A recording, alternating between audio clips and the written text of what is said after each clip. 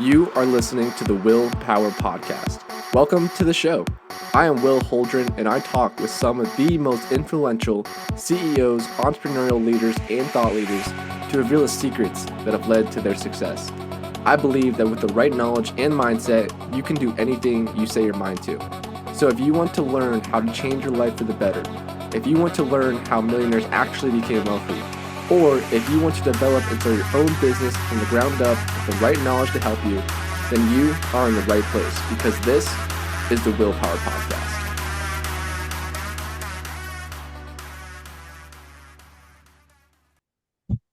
How we doing, everyone? My name is Will Holdren. I'm the host of the Willpower Podcast. Today we have an incredible real estate entrepreneur and individual who is based out of the Atlanta marketplace. And she is actually a seven-figure real estate investor.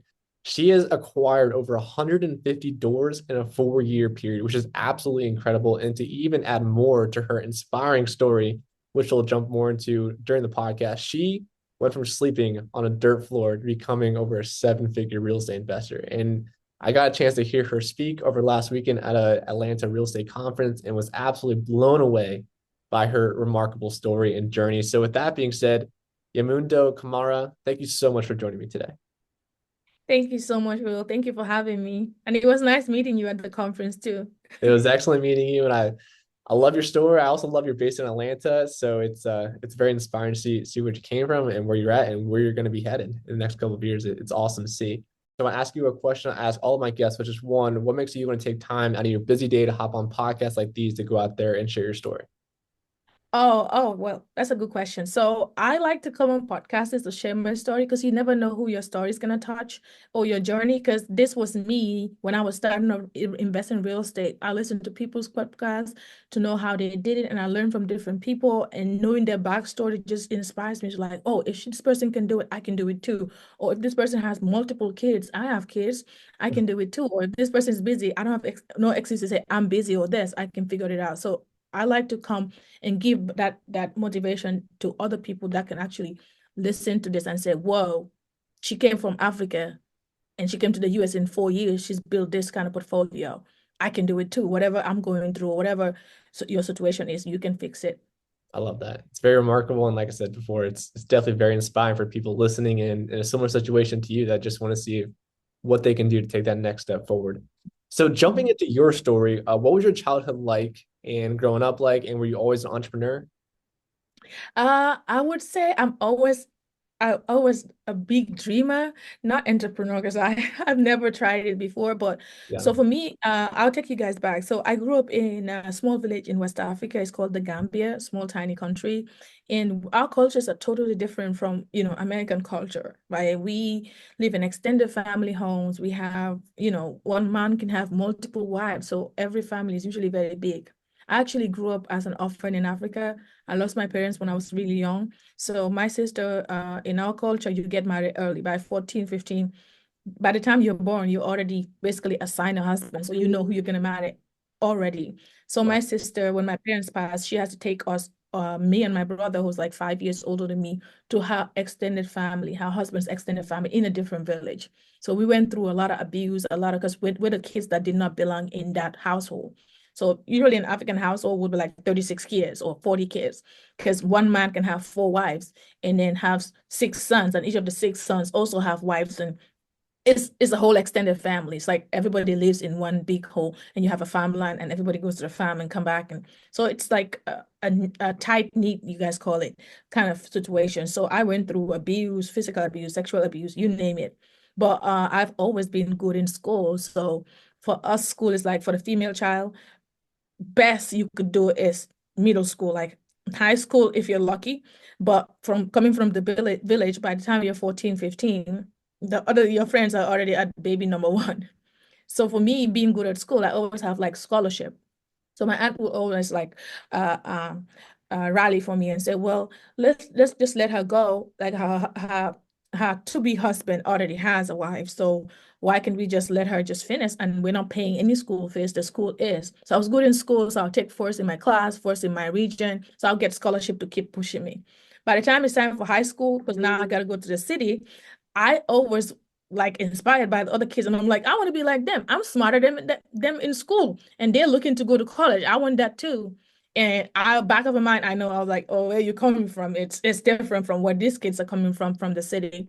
So, but fast forward my story, I made it to college. My to be husband, I had another wife, and they agreed to push me to college. When I made it to college, at my final semester, I was able to start a nonprofit organization that teaches girls. So I studied computer science and mathematics. My country is colonized by the British government, the British. So we will have like exchange university professors come to the college, like smaller colleges in Africa, and teach, for exchange or for like a service. So that's how I came across computer science at school, and it just stuck to me because I was good in math. So it made sense for me. When I graduated, I got a job at a small software company in my country. Actually, it was the only one. So I was working there as an intern, and I got that connection through one of my friends from college. And I'm giving you a summary so we can have enough time. But that's how I made it to college. I did the interview for my internship, and he hired me right away as an intern. And when I graduated, I hired full time as a software engineer. So with him at the office and my other, colleagues that are mostly men, I was able to have them go with me to different villages and teach high school kids or junior school kids just to see what a computer look like, go play with a computer, just basic IT, like how to create a folder. And then some will go to a level of creating, calculators and Python and stuff like that. So that was exciting, and it kind of blew up, and people started talking about it, and then it was on the news, the village girl in the news. So it was exciting. My aunt was proud, everybody was proud about it. And then it kind of like, the more I go based on education, my bride price increases. That means, oh, you're gonna have a wife now that went to high school and then college. So it's like, oh, it's a big deal. Like, oh, we're giving you a wife that actually went to high school or went to college. That's like a big bride price, basically. Wow. It doesn't make sense to a normal American, because you would not know what a bride Right. price. Like, it's like, yeah, you have to pay you in exchange. But that's how and then while that blew up, a lot of people tried start doing it in other small areas, and it kind of blew up. So a lot of people were sending me, mind you, at home, I don't have internet and power. I only get access to that when I go to work to the city. So a lot of people will send me this link, apply for this. It was a program created by President Obama. It's called Mandela Washington Fellow for Young African Leaders. And they will say, apply for this. And I was like, I will not qualify for this. This is for, people that are doing amazing things in Africa, not fighting violence and stuff like that, and war, doing great things, not me with my small IT. I was like, you know what? Let me just apply. I did apply, and I went from to the U.S. Embassy from one application all the way to or one interview to the sixth. So they later chose me out of 40,000 applicants to come to the U.S. and study at Northwestern University and meet President Obama. He gave me a certificate. So that was amazing. And then I got a master's scholarship as well, full scholarships to study in my master's program here in the U.S. at University of Illinois. So that's how I came to the US. And I know the story is long, but I try to summarize it. But that's how I came to the US.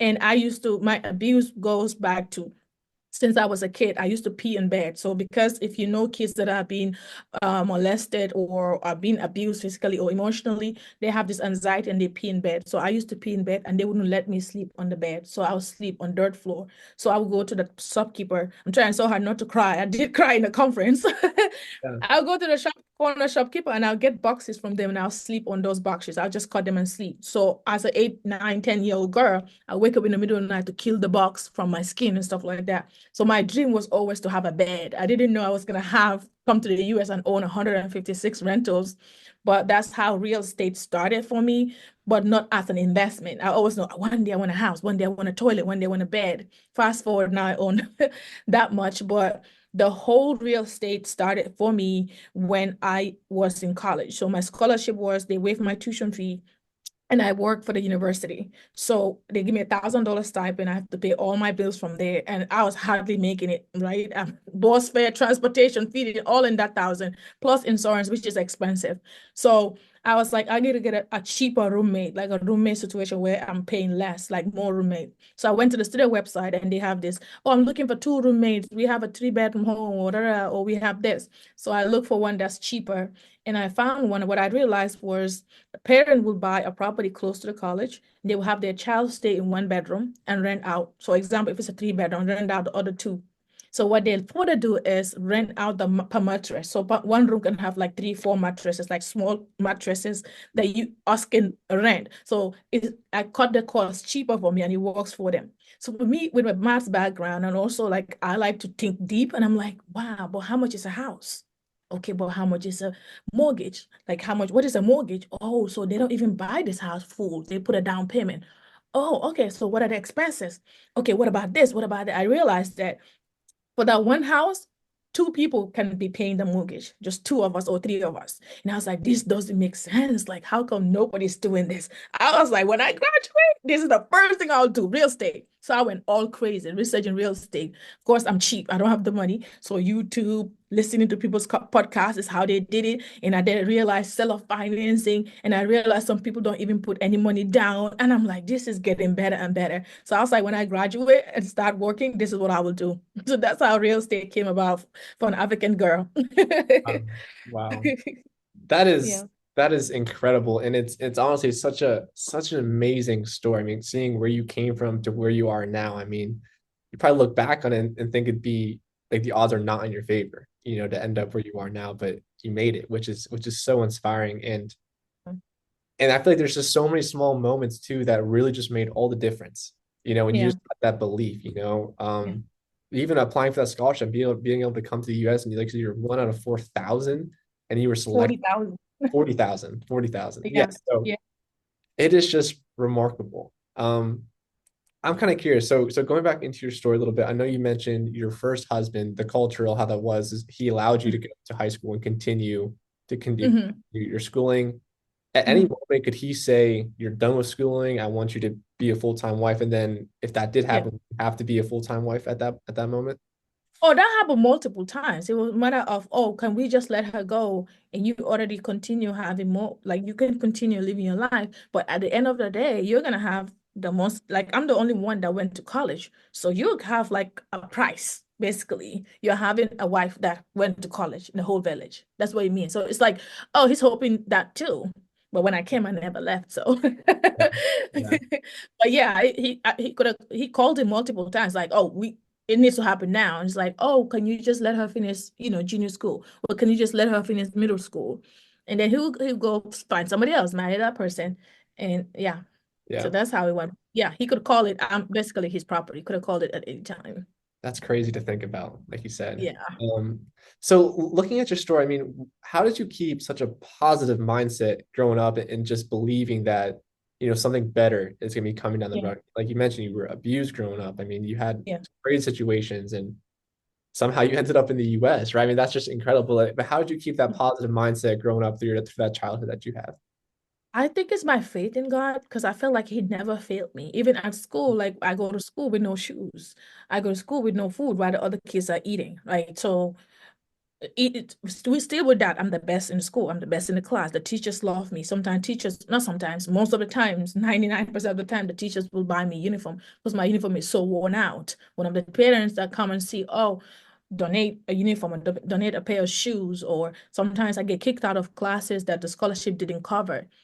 And then the school actually applies in my behalf to scholarships in the city. Like, oh, this girl is really good. Look at her credentials. She always has A's, this and this and this. She's good at math. She's good at this. So the school apply on my behalf and I'll get scholarship. I remember one of the scholarship I got, I never forget. And I actually created my own foundation just to match what they did. It's called Muslim Hands United for the Needy, because my country is higher Muslim array. So it's called Muslim Hands United for the Needy, and they're based in UK. They help children that are lost their parents and they're in school, and they help them with school stuff. So they will give me that money. Sometimes the scholarship will give me some money to take home for other fees, and they'll just take that from me. Like I have no voice, like so. Yeah, I'm gonna try not to cry in your podcast. So Good. but All I'll good. give you a Yeah. summary. So to your going back to your question, I think it's God. I think it's God in the fact that I keep dreaming. This is the thing. A lot of people think for me at that time, I didn't know I was being abused. That's my life. That's all I knew since I was kid. So until I started going to high school, mingling with the other kids, and I'm like, oh, so your mom hugs you. Also, this is how, oh, you get to talk to your parents and laugh. oh, this is how love looks like. Or this is like, so for me, it's like, I never seen that. I mean, I've seen other kids. Like, I remember one time there was a fire in the house and people came, the whole village came and they were pouring water on the fire and sun and stuff. And I just came from a sleep, walked out, and I hear one person say, I thought you guys said there's nobody else in the house. I just woke up from a sleep. I just saw flames everywhere. I thought I was dreaming. I walked out. I just came and stood, and everybody, the whole village outside, pouring water, do stuff. And then when I looked, I saw that every kid is with their parents. That's Mm, when it hit me like, oh, you have no one. Oh, I'm about to cry. yeah. So the things started making sense as I grow older. Oh, this is not love. Oh, they don't love me. That's why they do that. Or there's, oh, so why are the other kids that also pee in bed sometimes still sleep on the bed? But why am I supposed to sleep on the floor? Or why do everybody have a mosquito net and I don't have a mosquito net and the mosquitoes are biting me? Like the things like that. Or why do I have to wash the clothes? Why do I have to go to village to fetch water? So those things started making sense as I grow up. So because I want somebody to love me so much, I would say, oh, look, I fetch more water than this other girl, but nobody cares. And I'm like, look, I did more than this. So I'm always sure. So as I grew up, and I still have that, and I'm going through therapy, like I'm a people pleaser, as it's unfortunate, but that's how I grew up. I care about like making you happy and stuff like that. Oh, look, look, look. So Yeah. I'm working through that, but it's hard. Yeah, I mean, I don't think it's a bad quality, right? I mean, you care about Yeah. other people, and it's like you Yeah. said, it's remarkable coming from where you came from and all the experience you had, and still how much of a giving heart that you have, and how much you really want to make the world a better place. I think that is very rare. And I'm glad you brought up the whole faith aspect because I think it's definitely a missing component for a lot of entrepreneurs nowadays. They're trying to grow their businesses, and it's a Mhm. clear reality. I mean, looking at your story, how God has really put His hands on your life journey. I mean, Yeah. you being selected out of 40,000 applicants to come here, you got to In, meet in the Obama. whole of Africa, not just all of African youths. Yeah. Yeah, it's Yeah. truly remarkable. Yeah. So walk me through the moment you got that full scholarship, I believe you said to Illinois. And so that was Mhm. really your first chance to come to the Mhm. US more full time and finish up college education. I mean, Mhm. I recently moved down to Atlanta from Pennsylvania, and that was like an 8 hour drive. And to me, that Yeah. was a huge culture shock. Talk to me what that was like for you coming from an African village to the US to live here full time. No, Okay, so I've seen things in the so I've seen things on pictures and stuff like, oh, this America. Sometimes in the news this happened, when the 9/11 happened, our local news covered it. We saw the buildings and stuff. I've seen it in the movies and stuff, but I've never seen like in real. So when I first came to Chicago, so I got two visas, one for the presidential visa and the second one, because before I came is when I got the scholarship for the master's program. So the embassy was like, well, since you're already going, because I was doing the orientation on how, if you meet the president, how you act and all that stuff. So I've built a relationship with them. So they were like, okay, just come back. Because when I applied for the college scholarship, I wasn't supposed to apply for it. I was like, well, now that I have this fellowship, the time that I have a fellowship and the time that I have to leave is months apart. So I have a plan. I can't come to the fellowship and go back to that normal life, that life again. So that's when I went to the colleges in Chicago and I applied for all the colleges, the different colleges. I got acceptance right away. And this was spring, I think spring or fall semester.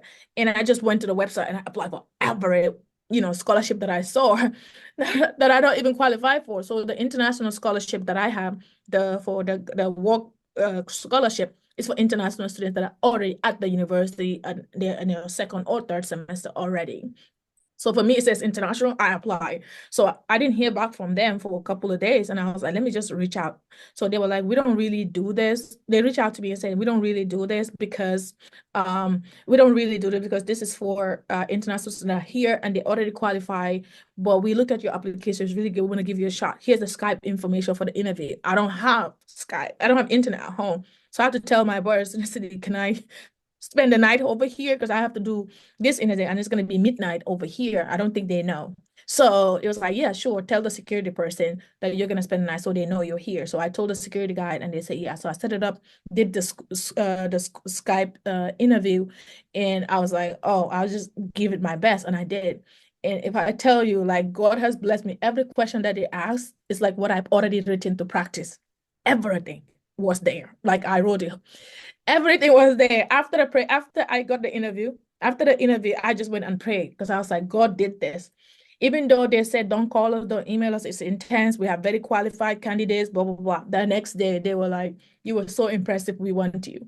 So I just emailed the person at the embassy that I'm in contact with, the US embassy. And I told them, hey, I just got an email that I got this scholarship. What do I do?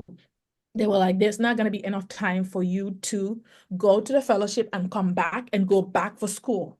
So it has to be now. So come, this was Thursday that they got the email. They said, come Friday tomorrow and get the visa. So they literally, when I went there, I was just chatting with them. And the interview is usually very harsh, right? But when I went there, I already know them and they just gave me the student visa 4 years. So I got the presidential visa and the student visa. So when you come with one visa, you're supposed to leave out of that visa before you come with another one because I have two active. So what my auntie did was not tell them that I have the second visa. So when I come, the next day I was on my plane back to the US. So some people never got to see me. Right, So right. yeah, so now I'm here. It's like, okay, what you want to do? Marry somebody else because I'm not coming. Yeah, yeah. And it turned out it Yeah, worked out. So yeah, that's all it good. did. That's It all did. good. And Yeah. so you mentioned obviously, funding things was an issue because you didn't have a lot of money coming here to come to Yes. the US. And then that's really how you Yes. started in real estate because you started looking for different ways of doing housing where you could split rent with some Mhm. roommates, which is Yeah. incredible. So did you end up graduating from Illinois eventually? Yeah. Okay. Yeah. So I completed the fellowship, then graduated from University of Illinois. So this was 2016. I graduated 2018, right? So 29, as an international student in the science field, you got 1 year to have a company sponsor your visa to for you to have a work permit to continue, or you need to leave the country. So Mhm. of course, leaving is not an option for me, especially after the abomination I just committed in my village, leave my husband come or to be a husband come. So I was like, I need to figure this out. So I started applying. I started applying for every job that I see. Like, please take me. I don't care what you pay me. I will apply. Right. I would do the computer coding exams and stuff, and I'll get the job. Sometimes I'll go. I was like, okay, I know I'll get this because I can do SQL in my sleep, or I can do Python in my sleep. But then they're like, oh, but we can't sponsor your visa, and I'm like, that's not what I want to hear. So I kept looking, and I work with a lot of recruiters, IT recruiters. And then this recruiter sent me this job that's a classified or something, and I applied for the job, right? Interview came, so many rules, I didn't get it, but I was desperate. So I did the interview. The beginning was kind of rocky, but I ended up, you know, catching up on the interview. And I did great because they emailed him and said, we want her. So he was like, oh, send me your green card. Da, da, da. I was like, I don't have a green card. I have a student visa. He was like, oh boy. And he hang out. I was like, there goes that job. I was so hopeful because I was excited, after he told me I got it. Then he called back and said, well, they still want you. So I guess they would, it would be that way. So that happened to be the federal government CDC. So I work as a data scientist for CDC. So usually in IT, they give you like a 6 months grace period and they pay you less to test you out to see if you're going to deliver on what your resume says, right?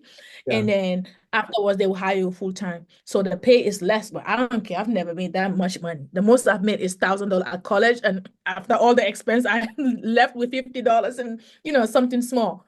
So I was happy with whatever I was getting. And within 3, 4 months, I was able to save 8,000. Mind you, I don't know how to drive. I've never drove before or even sat in a car with a wheel. So Oh my I word. take the train. I take the train from Alpharetta. I take a Uber to the bus station. From the bus station, I take the train to Sandy Spring. The bus to the Sandy Spring station, from Sandy Spring to Edinburgh, Limburg, and Atlanta, and then CDC bus picks us up from there to the campus. So it takes about a lot of travel time. So my team actually sent out a blast email to the other infectious disease team and told them if there's somebody that lives in Alpharetta that want to do carpool. First, I didn't even know what carpool is. And there was an older gentleman. He's like, yeah, I live in Alpharetta and she's not far from me based on her address. I can do it. So I carpool with him and I'll be listening to real estate podcast and he's been listening to his murder crime podcast stuff. So we got a cute commute that we do back to work. But when I saved up that money, I was like, yes, I'm go. Because at that time, I'm already analyzing rental properties. I'm into it, like doing everything real estate. So I was like, I'm gonna go ahead from my research. They always say, oh, work with a local bank. I say, I'm gonna start because I can't afford enough rent. I can't afford around where I live. So I was like, where did I see what I wanted to do? I saw it in Illinois. And Illinois is cheaper homes. You get properties under 100,000. You can get, God, you get houses for 60K, 50K. So I was like, okay, that's where I'm gonna start. So I went and made a list of all local banks there, and I keep calling them. If you think my accent is thick now, imagine 4 years ago. So I will call, some of them will hang up on me because they probably think I'm a scammer. Like, who is this lady with her thick accent? I got one lady to listen to me, one bank, and she was like, first of all, I see that you're super excited about it. You have passion for this. However, it's like you're a newborn baby because your credit score is very low. It's like 1 year old, 2 years old at the time. And I was like, well, I just came to the country not long ago and I didn't. He said, so you have to build your credit. You work for CDC, go get a secure line of credit from the federal CDC, Federal Credit Union, start building, paying utilities here and there, and come back in 1 to 2 years. I think you'll be ready by the time.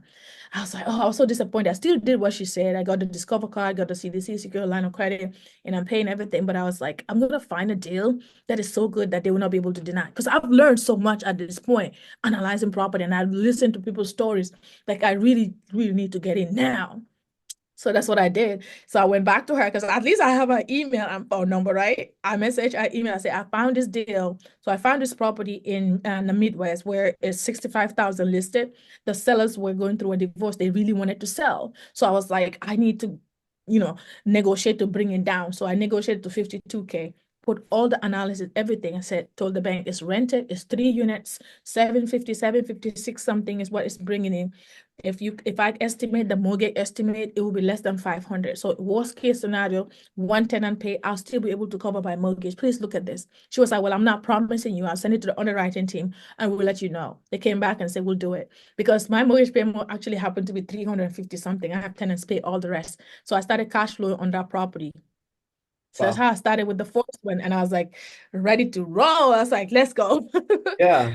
Yeah, that's Yeah. amazing. And so it Yeah. sounds like you were building up your rental portfolio as you were still working for the CDC, had a full-time job and kind of doing real estate on the side, building it up. And Yeah. you still ended up with 150 Yeah. units in 4 years, which is Yeah. so Yeah. incredible. So starting out when you were getting these rental units, I mean, did you have cash for the down payments that were needed, or how did you fund these properties starting out? So the first property, I've already worked at CDC a couple of months. So I had the 8,000 saved up. Now all total should have been 12, but I have the seller to pay. The sellers, they're going through a divorce. They just want to sell and settle. So I negotiated the closing cost with them. So they paid the closing and I put the 8,000 because that's all I have. But the bank was able to give it to me because they saw that one unit alone can pay the mortgage and more. And then the other 2 units are all pure cash flow. So that's how I scale. My second property, I was like, when I set it up, and I went through a lot on the first property to get it situated, especially working with the contract and all of that. But once I get that settled, I put Section 8 tenants in there. That because it's COVID time during that time. This is 2020 at this time. And I already had tenants, landlords that are saying rents are not being paid and you can't evict anyone. So the best strategy for me at that time was Section 8. And when I discovered it, I fell in love. Like I was like, I gotta do this again. So people always talk about, I said, where else can I find this deal? Because it's not like every day you find it. You have to go look for these deals, right? And I Yeah. was kept looking as I found another deal in Cleveland, Ohio. The duplex was $68,000. It was already has tenant in there. And we have to put 20% down. The same bank I went, they gave me the loan, got that property up and running, Section 8 rental. And I just kept going. I just kept going. So fast forward this 20 year, I got like I think 7 properties because I had a seller financing option. So I seller finance where, seller finance basically means the seller is acting at the bank. The seller actually had 5 or 6 properties in that portfolio that he gave me that I only have to put 500 down on each or 1,000 down on each and 500 every month. These are cheaper properties like 15,000, 20,000. So what I did with my contractor, because at this point I've built a whole team. I have a contractor, I have a property manager, I have an agent that does the showing for me. So my contractor will go in and look at the one with the easiest turn around, like the one he could just do an easy work, like 5, 6,000, maybe paint and carpet and stuff like that. And that's what I will do and renovate those and rent it on Section 8. And I just keep, so if I were getting 1,600 Section 8 and a 4 bedroom, I'll pay him, the seller, 500 and I keep the 1,000. So I pay all, yeah, no, it's a mortgage. He's 500 is the mortgage, and the tenant pays all the utilities. So I started from there, and now went from 2,000 cash flow to 3,000 to 4,000. And then it's a matter of, okay, I'll take my W-2, all the income that, because I don't have any expense. I don't drive, I don't go shopping. All my money go back to real estate. So I started buying houses for like 15,000 cash, and then contractor will renovate it for like 5 grand. It will be worth 60,000. So I still go back to the same bank and keep repeating, and I scale faster. I put it on steroid when in Atlanta 2021, everybody was talking about, hey, you can do rental arbitrage by renting from a landlord and taking that money and pushing it, and taking that money, pay the landlord, rent it out to Airbnb, take that money, pay the landlord, get the difference. I was like, that's exciting. What if I do this, but in the smaller towns that I already invest in? Because they were doing midtown rentals, because, at COVID, nurses were paid a lot of amount of money to travel. So I was like, I just need to find a city that has hospital. Turns out the city that I'm in already, or the cities I'm in, already has a hospital. Cleveland has, but I was doing mostly midtown rentals in Illinois. So Gotcha. I found this 8 unit apartment that was listed for 145. I got it under contract for 120. My contractor quoted me 10,000 per door. It's 8 units. The bank approved it. First, they were like, we think you're crazy. This is not gonna work here. I think it's gonna work in Atlanta because it's a bigger town. I was like, no, just trust me on this. I did it. Cash flow. They even gave me like a 3 months grace period where I only pay interest only because they didn't think it was gonna work. But it was a cheap property too. If I tell you, Will, that property started cash flowing so much. The nurses, like a 2 bedroom in the area will go for 700, 800, right? In that area. My 2 bedroom were going for 3,000. And so I Wow. mixed it up. Some units I put it on for midterm rentals on Furnish Finder, and they were renting 3 to 6 months to 9 months to 12 months. And the other units I just put it on Airbnb. So those are like short stays. So like 200 a night, 250 a night. Because it's 2 bedroom. Like 250 is really good for a 2 bedroom. A three. So I was done. I was booked back to back. So I was like, I need another property ASAP. The bank was so impressed. Even the vice president of the bank, the person I work with, was like, you need to show me how to do this in my own town. So I showed him how to start doing it. He starts also buying and doing the same exit strategy. He has my leases and everything. I give him all the steps that he needs to do. So I was like, I need to find another apartment. So I saw another 12-unit apartment. It was abandoned for like 2, 3 years. I did the same thing. I put it on steroids. So I went from travel nurses and business professional to insurance companies reaching out to me. And then I started having contract with a windmill. So Central Illinois is known with windmill. They have a project for like few years, I think about 10 years of a windmill project, whatever. So they need to host their guys because they have to pay for each a hotel room. So what I do is they will rent the whole place for me and they will pay me right now. So if the contract is 80,000, I get the 80,000 and then sign up the contract and they can stay there. So in a 2 bedroom, they can have their people stay there. They can have 3 people stay there for 2 weeks. And then another 2 weeks is gonna be rotated to another 3 people. So each unit, so in one, they can host hundreds of their guys there within a period of 6 months. Does that make sense? Wow. So for Yeah. me, I don't care. Yeah, I don't care as long as not 600 people are there at the same time. They're there at a certain time. So some people will come for a project for 2 to 3 months and they'll be staying there and then they keep switching. And then I have a contract from a no, what's it called? Solar company as well. So there's solar installation going on. So windmill, solar companies, transportation. Then I was like, yeah, now it's all apartments. So 12 unit, 12 unit, 10 units, 8 units, 12 units here. And I just kept going, put it on stereo. So one property, and I did it in different interviews where people tell me, so your 80,000 is it cash flow or total? And I'm like, that's cash flow. So sometimes I'll get 60,000 cash flow because I have 30,000 expenses, or I'll make 100,000 a month and 70,000 is profit, 30,000 is after I pay all my mortgage. You need to understand that these properties, some of them are 100,000, 100, 120, 130. So the mortgage is not even. The highest at 2021, my mortgage was 1,200. That was the 12 unit. So the Wow. other mortgage is like 800. I bought a lake house and that I put on stereo. I bought a lake house in the Midwest for 130. It needed a lot of work. It appraised for 228 as is. When I was done, it was worth like 350. But the amazing thing is that that property paid for itself 3, 4 times by now because the people I was getting companies that say, oh, we have a retreat for 8 of our guys. It's a 3 bedroom. I added it to have a 4 bedroom in the basement. In each room, I put 2 beds there. So, and it's a lake front and it has all this, lake view and stuff. So they will or they can pay me $1,000 for a 1 day retreat or 2 day 2,000. So I was just putting on there. Then I rented it to a company from UK that are doing some work there, and they just put their guys there for like every 2 weeks. They pay me $5,000, $5,226 every 2 weeks for 8 months straight. I was like, do they even know how much I bought this property? So that's how I scale. And guess what? My expenses never went up. I take all that money and dump it in more real estate.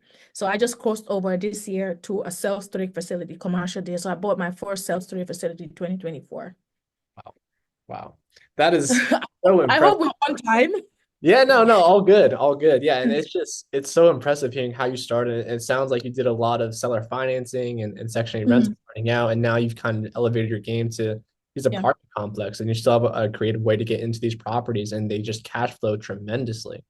Yeah. One of the things that I'm noticing is that you were obviously based in Atlanta for a lot of time Mhm. starting out, but how are you finding these properties in Ohio, and how are you building a team in Ohio if you're based out of Mhm. Atlanta?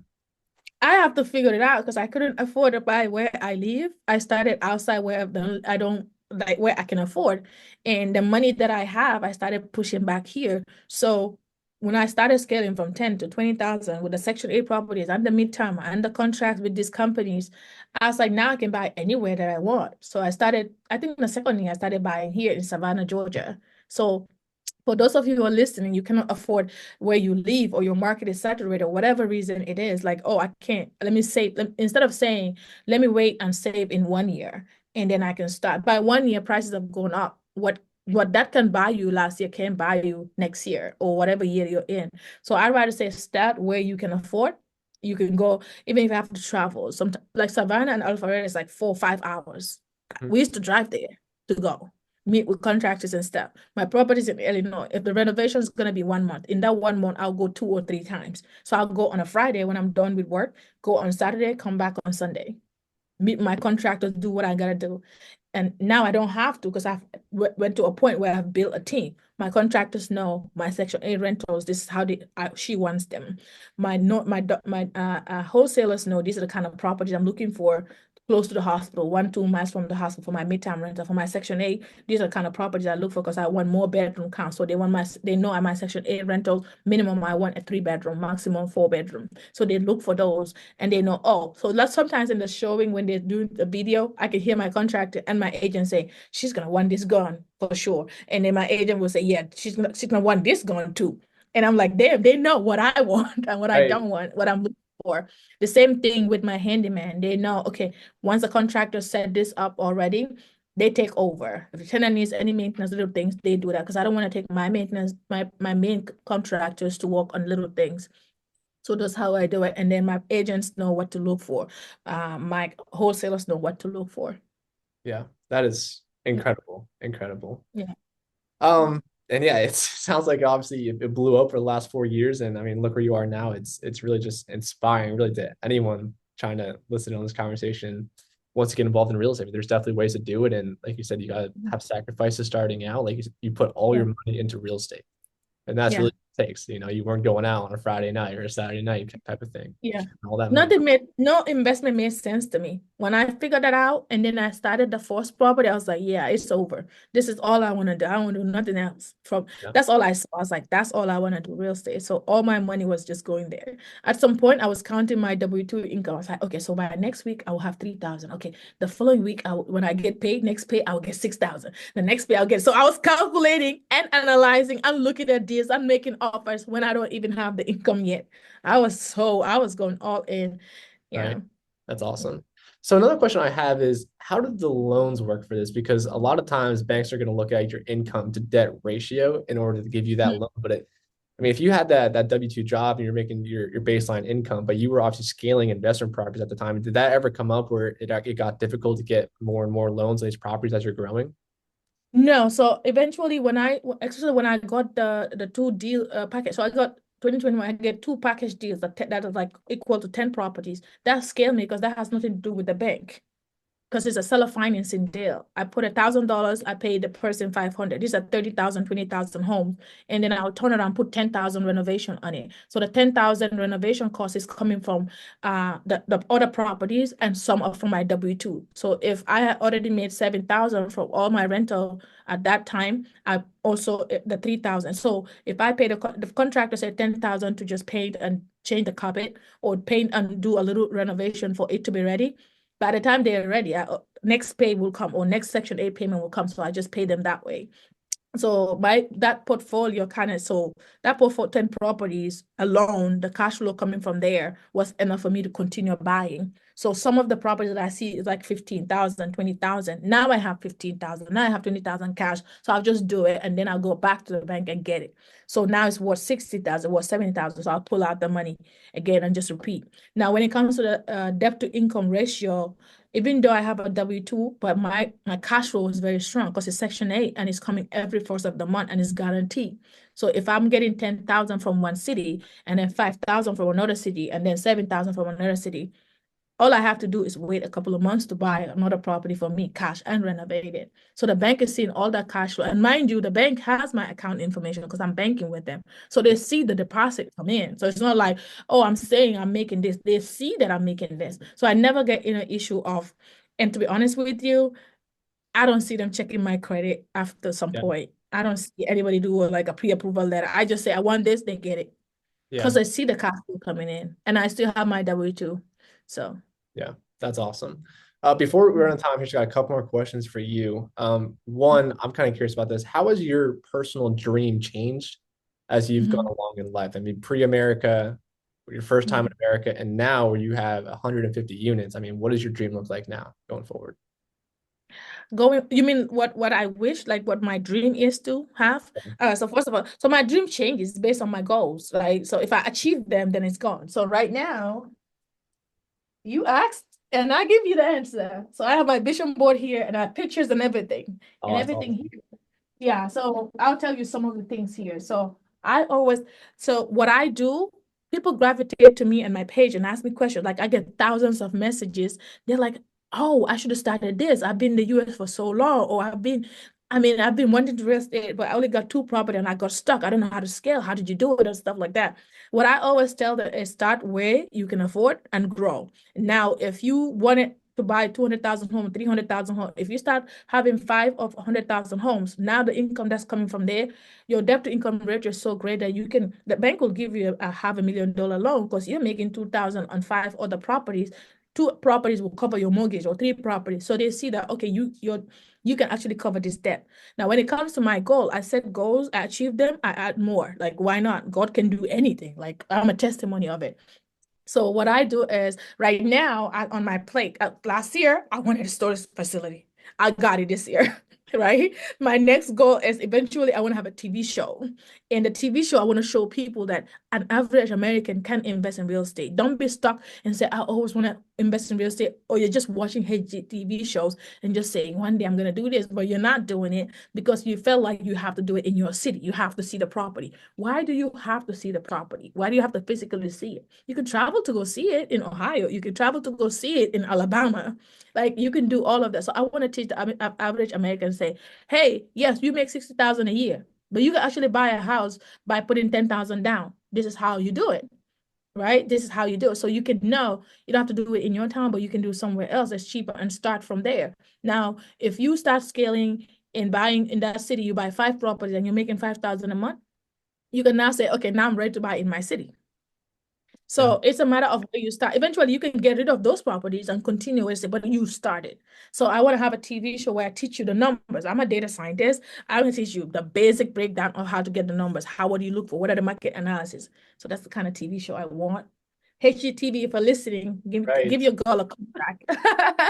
But that's one of my goals. Yeah. Yeah.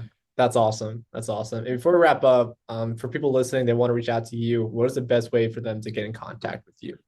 So my Instagram is at building wealth from rentals. Facebook also building wealth from rentals. In TikTok, I would say stay away from TikTok because there's so many accounts of building wealth from rentals, and I'm like, I'm done. Like, this is too much. People are like, is this you or this is not you? So if you're there, just make sure you confirm that it's me. But if you go to my Instagram, it's Building Wealth from Rentals. Facebook also Building Wealth from Rentals. Awesome. All And right, YouTube. guys. Yeah, Mhm. awesome. Guys, Yeah. definitely give her a follow. And there you have it. Yamundow Camara, thank you so much for joining me today. Thank you so much for having me, Will. That was amazing. Pleasure.